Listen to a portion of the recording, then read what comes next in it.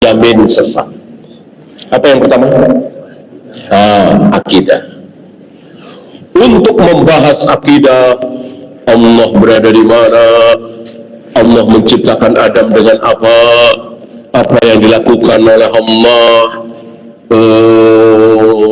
di sepertiga malam yang akhir, dan seterusnya dan seterusnya. Ini jangan pernah memakai kaidah kias, harus diimani apa adanya. Berbicara tentang siksa kubur, berbicara tentang sirat, mizan, surga neraka, tidak boleh dengan kias, karena itu urusan akidah, masalah akidah.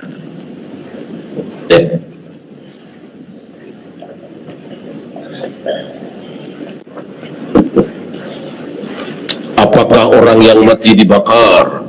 Apakah orang yang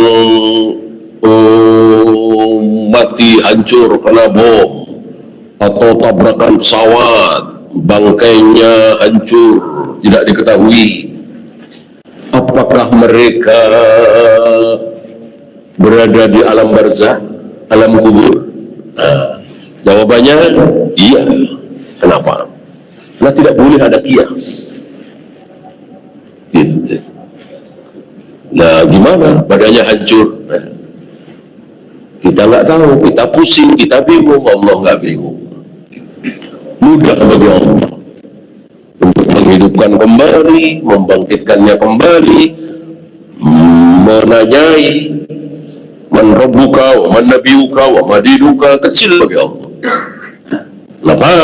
Karena masalah akidah ini tidak boleh pakai kias.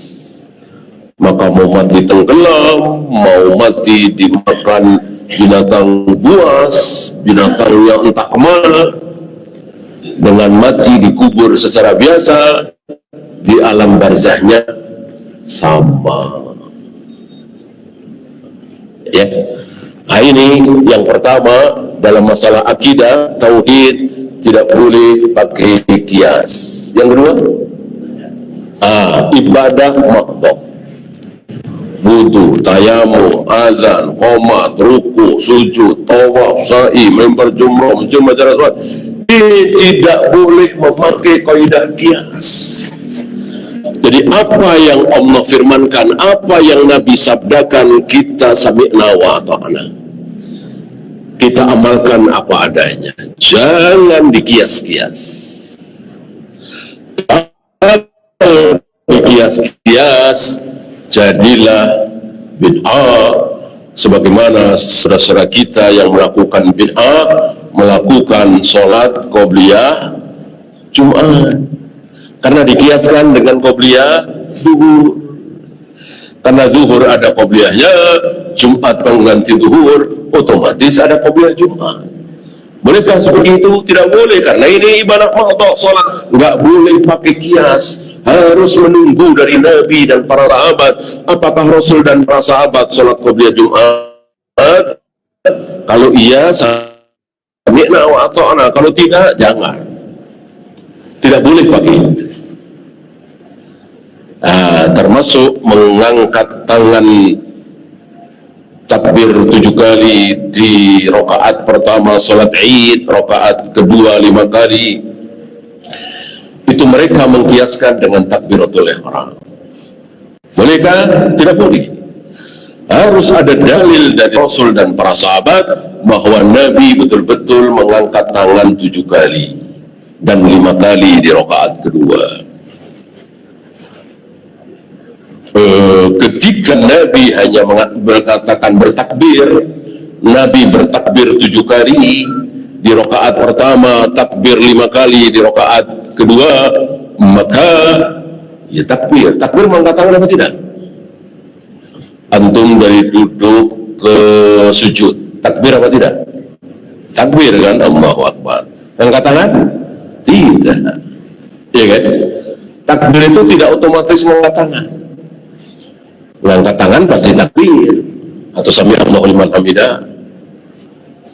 Ya, yang takbir pasti ngangkat tangan kan cuma takbiratul ihram, atau dari berdiri ke ruku atau dari ruku ke i'tidal sami Allahu liman hamidah, ya. Satu lagi dari at-tahiyat ke berdiri, ya. Jadi harus ada dalil dari Rasul dan para sahabat bahwa mereka betul-betul mengangkat tangan. Karena beda antara takbir dengan mengangkat tangan. Takbir Allahu Akbar, mengangkat tangan raf'ul yadain. Ya.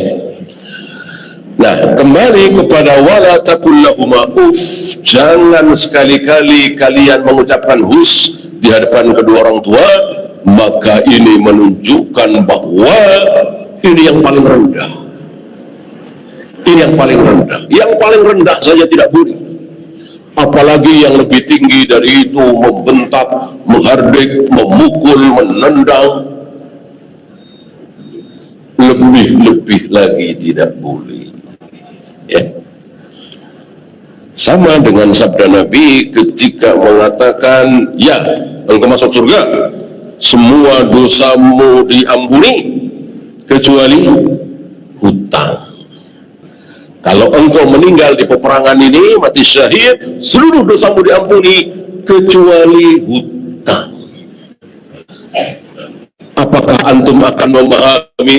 Kalau begitu jangan hutang. Hutang doang yang enggak diampuni. Ya, sekalian aja nyuri, ya kan? Ngerampok, kan yang enggak diampuni cuma utang. Berarti mencuri diampuni, ngerampok diampuni, korupsi diampuni, betul? Betul? Salah. Ini kias tadi, mafhum mukhalafah, mafhum muwafaqah. Artinya utang yang halal aja ini. Mati syahid, utang kan halal. Nabi pernah utang halal, ya. Tapi kalau mati syahid masih bawa utang, nggak diampuni. Maksudnya tidak otomatis utangnya lunas. Akan ada perhitungan nanti di akhirat kepada orang yang punya piutang. Itu utang nggak diampuni, apalagi merampok, menipu, mencuri, korupsi, lebih-lebih lagi tidak diampuni. Jadi jangan sampai antum memahami pokoknya kalau mati syahid yang tidak diampuni cuma utang. Salah. Banyak sekali. Ya utang, ya mencuri, ya menipu, ya korupsi, ya ngerampok. Nabi menyebutkan yang paling rendah, utang. Karena utang memang harus ada perhitungannya. Tidak mentang-mentang mati syahid lalu utang lunas, nggak ada perhitungan di akhirat. Tetap ada perhitungan. Yang tidak ada perhitungan, yang pasti diampuni, itu dosa-dosa. Para Allah pernah ninggalin sholat 5 tahun, pernah nggak puasa Ramadan 10 tahun, pernah berzina, pernah minum khamr. Ini kan dosa-dosa bukan kepada manusia. Tidak seperti berhutang, mencuri, merampok, membunuh. Dosa kepada Allah sebesar apapun, nggak sholat 5 tahun, kayak apa dosanya? Sekali saja banyak ulama yang mengatakan kafir, ya, walaupun pendapat itu lemah, ya. Tapi ketika dia mati syahid, diampuni. Ini luar biasa keutamaan mati syahid.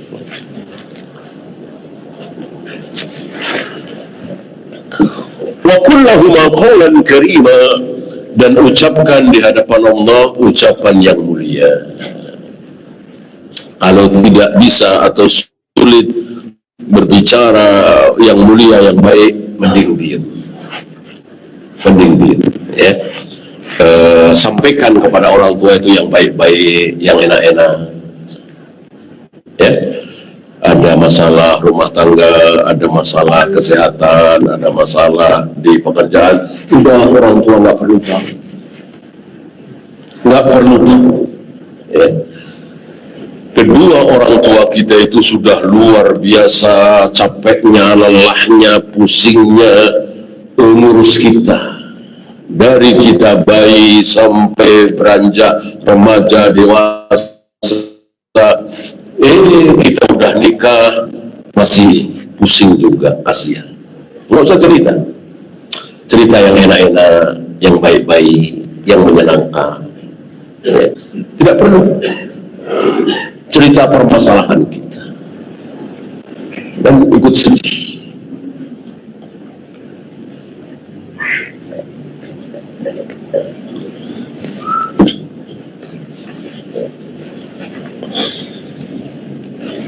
Ya, kita lanjut ayat selanjutnya.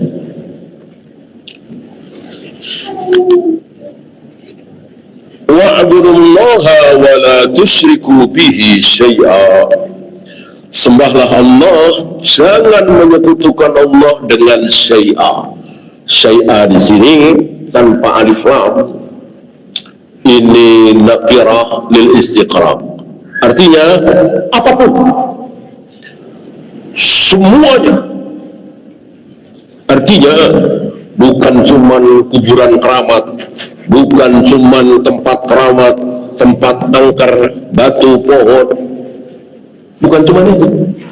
Tapi termasuk Rasulullah, para nabi, para rasul, Jibril, Mikail, tidak boleh kita sekutukan dengan Allah.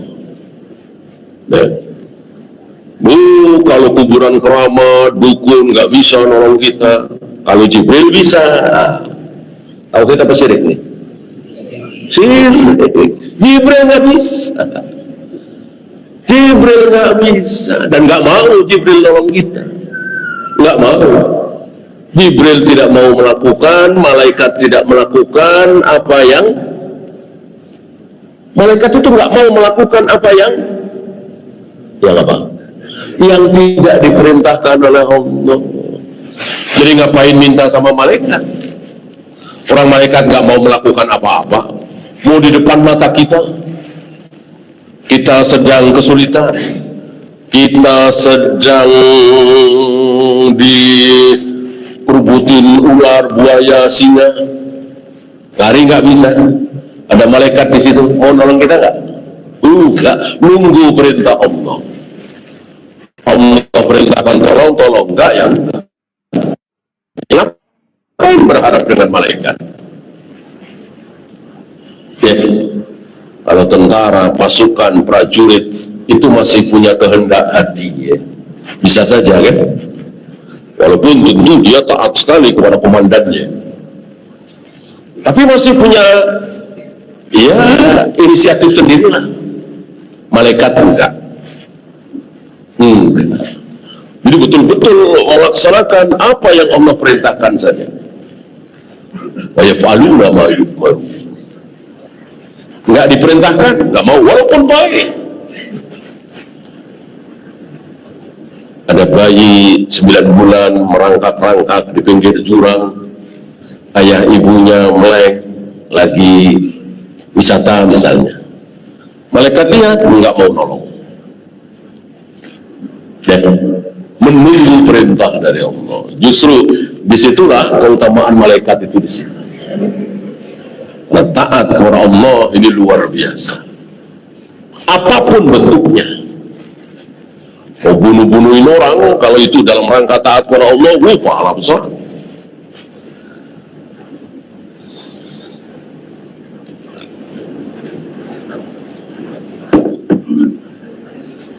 Nuntun nenek-nenek, nyebrang jalan ke tempat tujuan, itu kan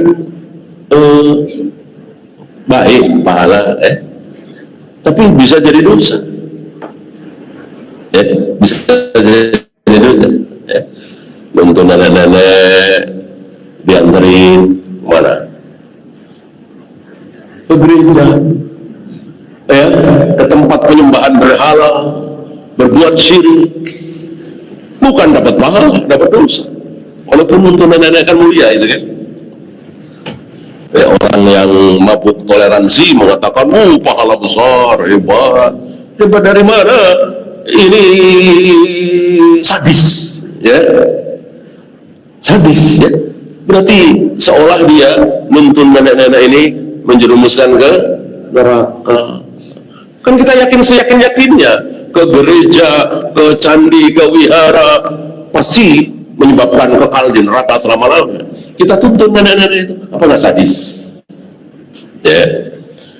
Ya, orang-orang yang mabuk toleransi karena mereka nggak tahu, mungkin nggak yakin ya, yang akan masuk surga itu cuma kaum muslimin. Yang kafir non muslim itu kekal di neraka selama-lamanya. Hatta yalijal jamalu fi sambil khiyat. Bisa juga orang kafir itu non muslim itu masuk surga, bisa juga kalau sudah ada unta masuk lubang jarum. Ini bahasa Allah ya, ledekan ya, mustahil. Semut aja sulit masuk lubang jarum, kan kecil sekali, apalagi ini unta. Ya mereka nggak sadar itu, apa nggak yakin. Kalau kita kan yakin sekali, ke gereja, ke wihara pasti kekal di neraka selama-lamanya. Kita anteri, kita tuntut ya, hanya masalah waktu kan, bahwa dia akan kekal di neraka gara-gara ke wihara, ke gereja, itu kan hanya masalah waktu. Ya memang masih lama, tapi kan pasti.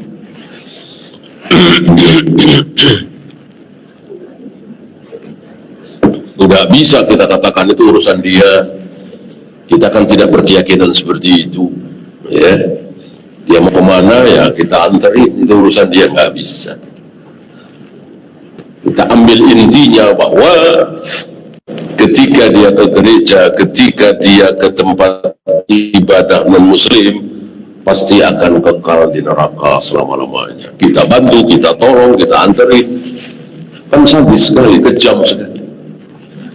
Justru mulialah pasukan Islam yang datang ke negeri-negeri kafir dengan pasukan, dengan kekuatan, yang dengan datangnya pasukan muslim ke negeri-negeri kafir, ke Mesir, ke Syam, waktu itu kan masih kafir semua.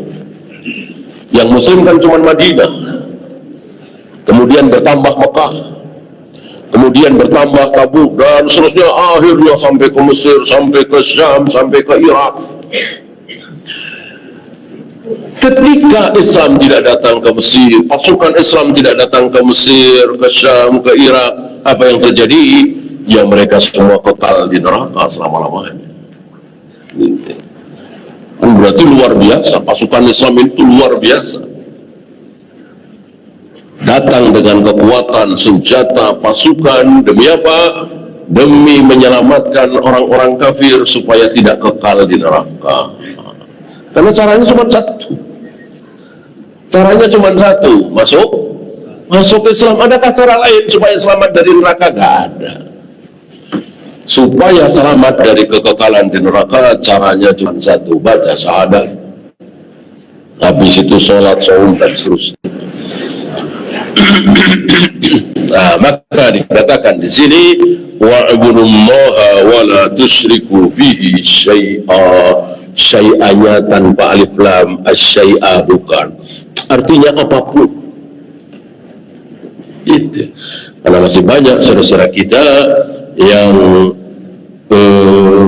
nggak mau berharap dengan kuburan keramat, keris, jimat, tapi berharapnya sama Rasulullah, berharapnya sama Jibril, sama aja. Ini syirik. Berharap harus kepada Allah saja. Tidak boleh Allah dan Allah saja. Rasulullah tidak, Jibril tidak, Mikail tidak.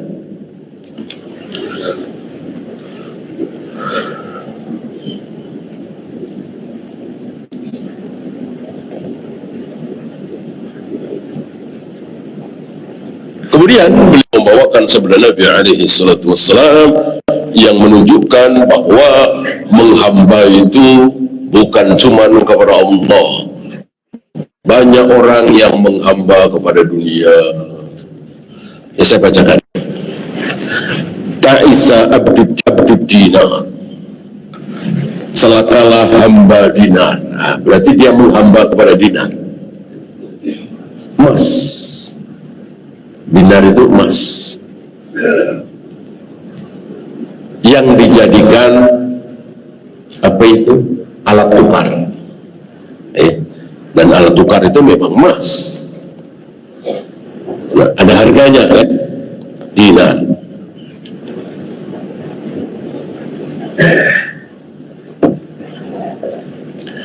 Ta'isa abdul dirham, celakalah hamba dirham. Kalau dinar emas, kalau dirham perak.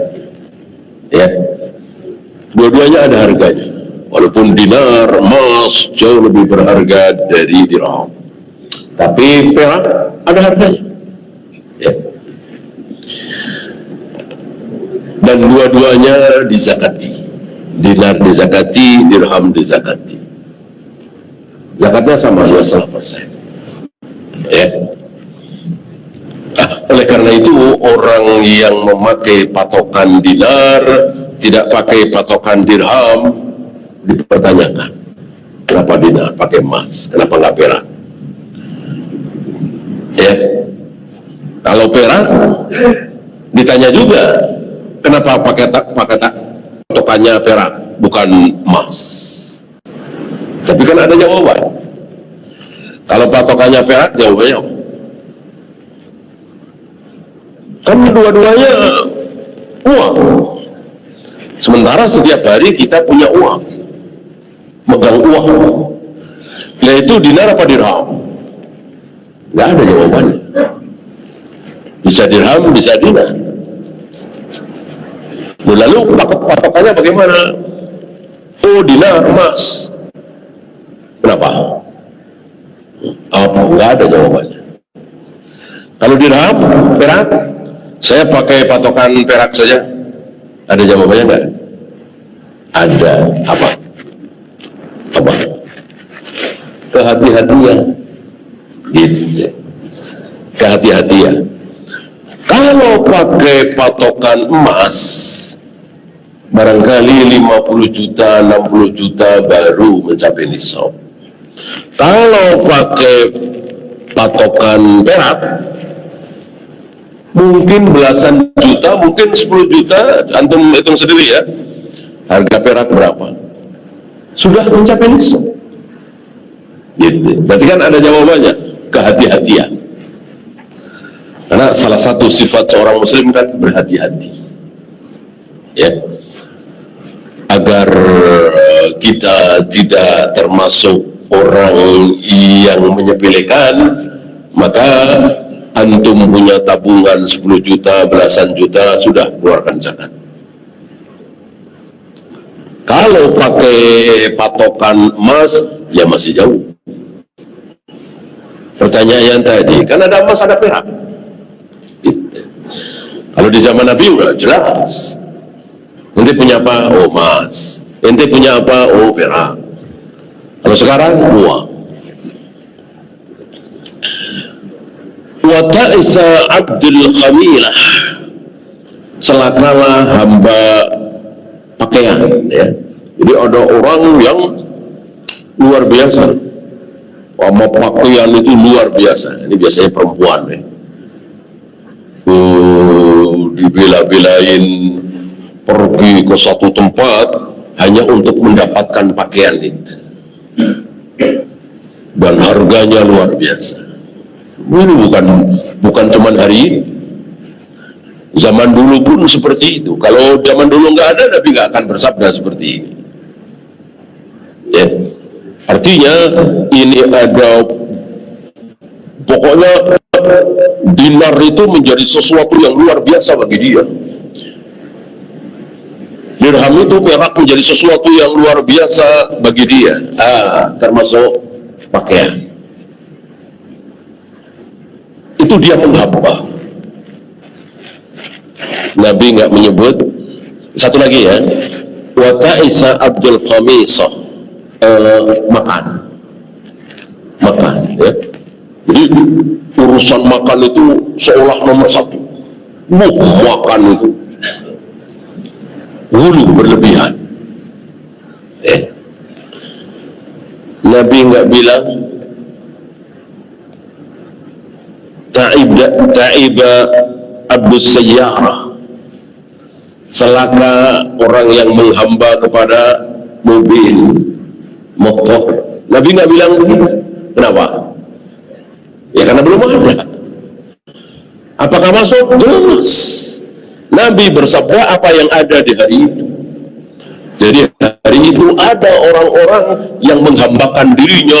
Artinya kalau terhadap pakaian itu, terhadap dinar itu, terhadap dirham itu, dia rela capek, lelah, kalau perlu berantem demi mendapatkan itu. Nah sekarang ada, ya, anak-anak muda itu sampai pagi sampai malam ya, ngurusin motor, dimodi begini begitu. Aneh masuk ke sini. Ya padahal motor itu kan mestinya diperbudak oleh dia. Ya, antar saya ke sini, antar saya ini juga. Dia diperbudak oleh motornya. Wah kurang cakep nih modis banget. Peleknya ganti nih yang racing. Ya. Knalpotnya nih, mobil pun begitu, mobil kuno. Ya, udah tahu mobil kuno, tentu onderdilnya kan ya kuno semua. Bentar-bentar harus diganti ini, ganti ini. Ratusan juta, bahkan miliaran. Apa fungsinya? Mobil baru, malah cuma 150 juta, 200 juta. Onderdilnya baru semua. Enak kesana kemari masih bertahun-tahun lagi untuk ganti spare part. Itu kan cerdas. Ini enggak. Cari yang kuno, ya, jalan 5 kilo mogok, ganti lagi, mau sana kemari, ini kan bodoh sekali. Ya, ada jalan yang aspal mulus, ini malah nyari jalan jelek, yang berlumpur, ya kan? Cuman 100 meter saja 1,5 jam. Ya, ini kan bodoh sekali, bukan bodoh, gila. Apa ini? Ya, hanya sekedar kesenangan. Ayo masuk ke sini.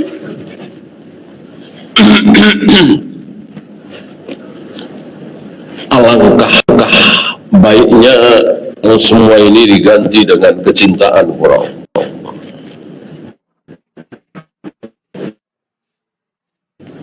Ya, cinta demi taat kepada Allah, sanggup capek, lelah, malu, berantem kadang-kadang. Banyak dari kita berantem demi taat kepada Allah, berantem terus dengan ahlul bid'ah, ahli maksiat dalam rangka taat kepada Allah. Bukan hal-hal seperti ini, nggak ada gunanya, mending ada gunanya ya.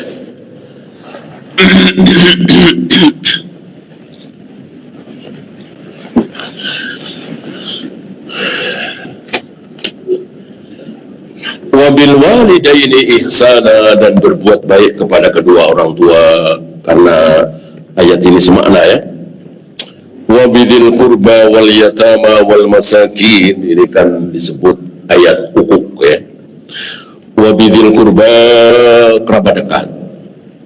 Ternyata bukan cuma orang tua, tapi paman, bibi, ponakan, sepupu, ini pun harus kita perhatikan. Terutama ketika kedua orang tua kita sudah tidak ada.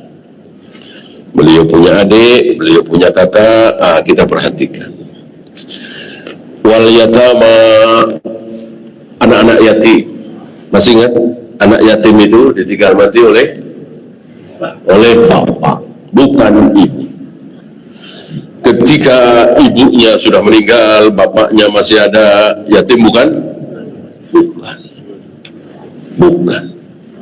Nah, kalau nggak yatim apa? Ya nggak yatim aja. Ya, nggak ada. Piatu itu istilah syar'inya nggak ada. Yatim piatu kan bahasa Indonesia aja. Bukan bahasa syariat, nggak ada. Yatim piatu. Ya lagian bahasa Arab mana ada piatu. Ya, besok yatim piatu. Dan nggak begitu ya. Artinya piatu itu nggak ada istilah syar'inya. Yang ada yatim apa enggak? Bapaknya sudah meninggal, yatim. Bapaknya masih ada, tidak yatim. walaupun ibunya meninggal. Memang sedih si anak ini, mungkin lebih sedih ditinggal mati ibunya daripada ayahnya, tapi anak ini kan nggak tahu. Dia sekolah, dia pakai baju bagus, dia naik mobil, itu dari siapa? Dari ibunya apa dari ayahnya? Biasanya dari ayahnya.